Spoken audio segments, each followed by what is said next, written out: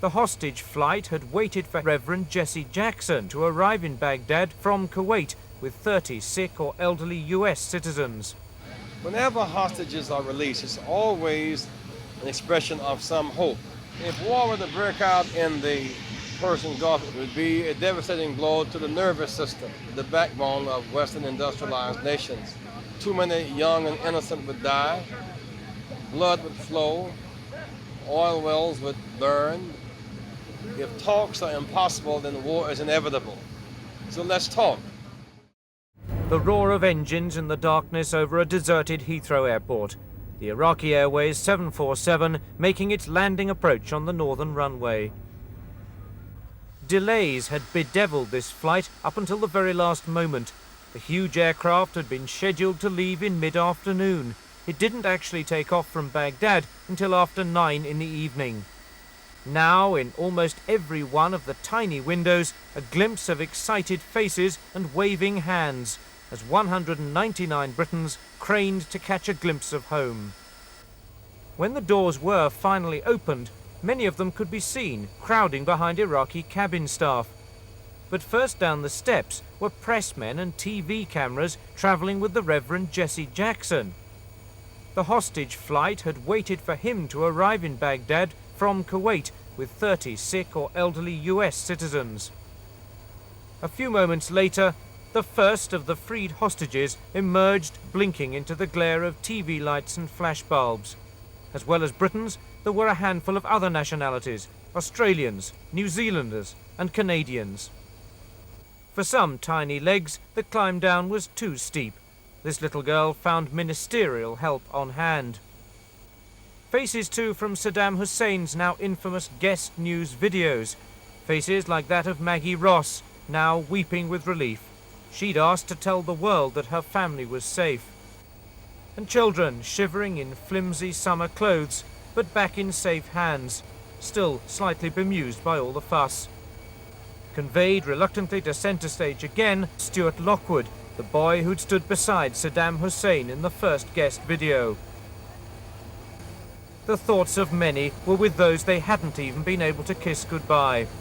There were lighter moments as the last of the hostages left the aircraft. Boarding coaches for private reunions with family and friends, they too remembered those Britons still denied their freedom. On the other side of the perimeter fence, relatives queued up for a private reunion with the families. Soon, though, they were heading home, exhausted but elated. Here, at least, there were no more delays. The children held by Saddam Hussein were free to go.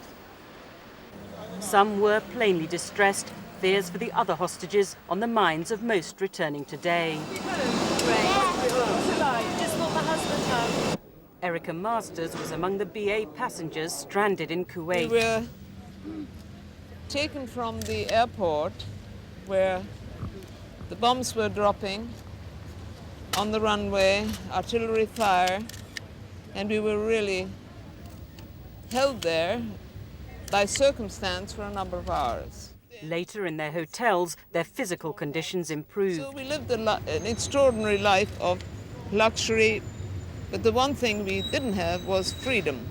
This man's daughter had been held at a military installation. The hotel she was in, very good. She was very happy.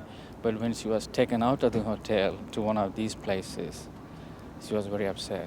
Which places are you talking about? This is the strategic places they call. One of the last to emerge was Stuart Lockwood, now waving for the cameras. Later, his mother explained how he'd coped. A lot of things have been said. Stuart was pale and tired. We've had a long journey prior to that from Kuwait to Baghdad. And I think a lot of these things contributed to that. Plus the fact that he'd never met the president before. He was a stranger, so he's going to look a little uncomfortable anyway.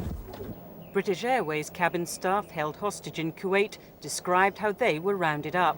Because there's so many soldiers in the lobby, and I was actually woken up by my roommate Julie, who came in and said, "Bryony, we've just had a phone call. Have you heard the message? We've got to be in the lobby now with our luggage and everything." And that was quite a rude awakening.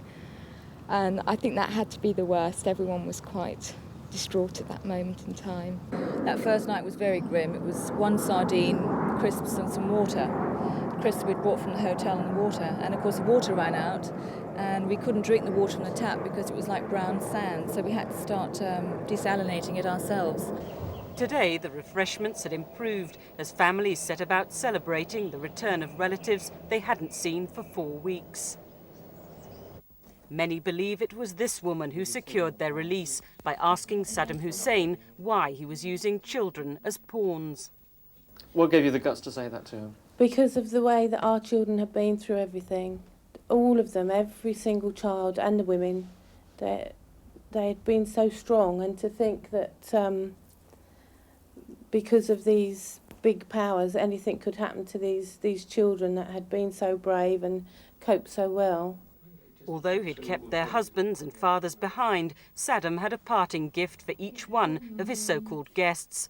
It was a reminder that while they might be home, they weren't yet free of the Iraqi leader.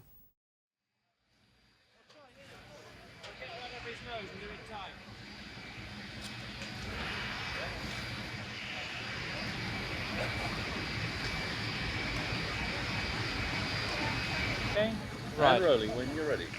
First of all, Reverend Jackson, I wonder if you could describe your feelings as you watched those first British people step foot back on their own soil again. Well, that was a sense of joy as we were able to pull together Americans, British and French people on yesterday. The running started very late because it was difficult getting people extricated from Kuwait City. We went to Kuwait City twice. It's clear that the military presence has deterred any expansion beyond Kuwait. The economic embargo has taken the profit out of annexing Kuwait. In Kuwait, you see fabulous hotels but no customers, oil wells and no markets, and so the economic leverage is working. Now there must be some quest for a political solution. Just as generals have been very evident managing their armed forces in the Gulf, foreign ministers must be evident as well, looking for some solution. We cannot ignore the bilateral disputes between Iraq and Kuwait. In matters like oil pricing, oil gouging, or access to the sea, these matters could be adjudicated through some process of the Royal Court or a body of Arab judges or the United Nations or something like that. We must choose negotiation over any further escalation of danger. If war were to break out in the Persian Gulf, it would not be America and Grenada and British in the Falklands. It would be a devastating blow to the nervous system, the backbone of Western industrialized nations. If that war were to break out, too many young and innocent would die, blood would flow, oil wells would burn, governments in the region would be destabilized, industrialized nations would feel tremendous economic pain, perhaps economic inflation, and third world countries could be devastated. And so at this level of civilization, we must face the fact that if talks are impossible, then war is inevitable. So let's talk. Let's choose a way out. I urge the leaders of nations and foreign ministers to pursue that process. Do you feel Saddam Hussein is a man who is also seeking peace at this stage? Well, the release of those who have been held hostage is an expression. Britain, France, and America allowing the Iraqi plane to land is an expression. We must not allow our sense of pride or any sense of arrogance to stand between us and the possibility. Whenever hostages are released, it's always an expression of some hope. The contrast would be if they were being hurt or if they were being injured in some way. But instead we see an attempt to send a message through. The idea of making Hussein persona non grata, or ignoring him, or just saying mean things about him simply incites more fear. And fear has a way of driving people into desperate acts as opposed to hope and some positive, humane resolution. There must be sadness, though, finally, Reverend Jackson, that so many are still there, despite those who managed to reach The home? most painful part, of course, is today when I watched mothers have to leave and children have to leave their fathers and have to leave their husbands. That was the part that made my eyes weep bitterly with tears, that families were separated. If that hot war breaks out, they'll be separated forever. And that is why we must fight to reunite those families. Even though Saddam Hussein said he would release women and children, when we got there was no plan in place for communications, mobilization, evacuation, and transportation. There are many now who are still there, women and children, who are afraid to surface to apply to leave. But feel that if they surface, they may be detained and interned someplace throughout the country. And so we must have our diplomats and statesmen operative going in and out, appealing to get our people out, just as we've been able to get some people out, French, British, and Americans, and just as Waldheim got some Austrians out, the political leaders of the countries involved in the Gulf must make their diplomatic arms as operative as are their military arms and the economic embargo. All three applied appropriately can bring about a political solution and spare all of us of an unnecessary and bloody war. Reverend Jackson, thank you very much indeed. Thank you very much.